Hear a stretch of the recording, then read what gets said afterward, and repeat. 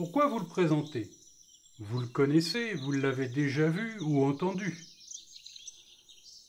Fin juillet, en vacances pour une semaine, j'ai eu la chance de trouver son nid proche de notre location. Cette fois, comme vous voyez, j'avais emmené mon matériel, enfin une partie. Passion quand tu nous tiens, enfin, vous m'avez compris.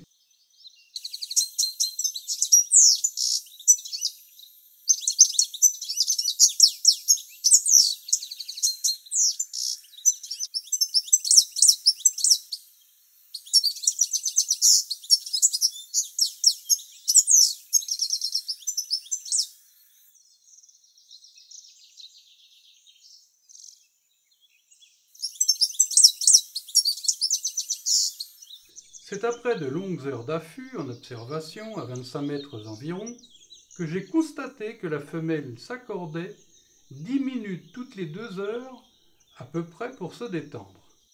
J'en ai profité évidemment pour mettre en place mon dispositif. Il fallait être rapide. Pour cette raison, je l'avais préparé à l'avance. Chaque minute était comptée, car pendant la période d'incubation, la femelle tolère mal les dérangements. Je connais bien cette espèce, car il y a 9 ans, j'ai filmé un élevage complet.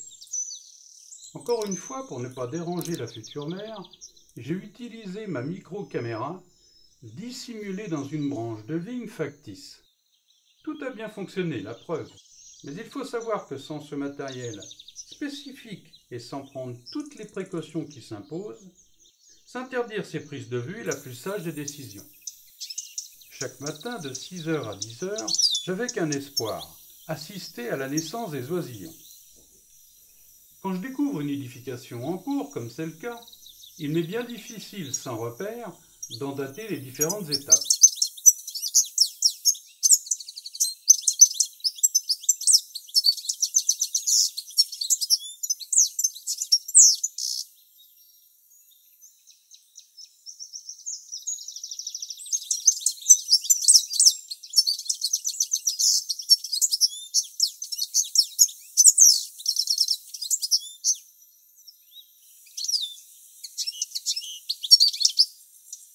L'incubation chez cet oiseau est de 15 jours en moyenne.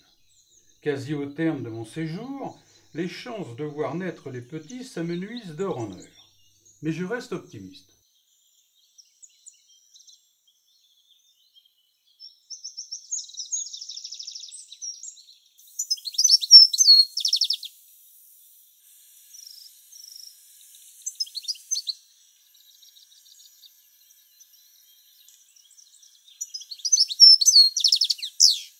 Après 25 heures d'affût au matin du 7e jour, toujours pas de petits. Mais je ne suis pas vraiment déçu pour autant, car la femelle couve toujours, et pour moi c'est le principal.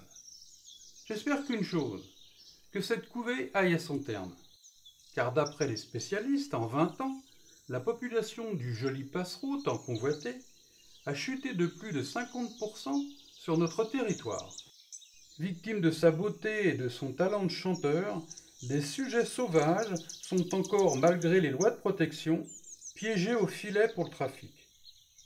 Ils se vendent 150 € pièce, voire plus. C'est déplorable.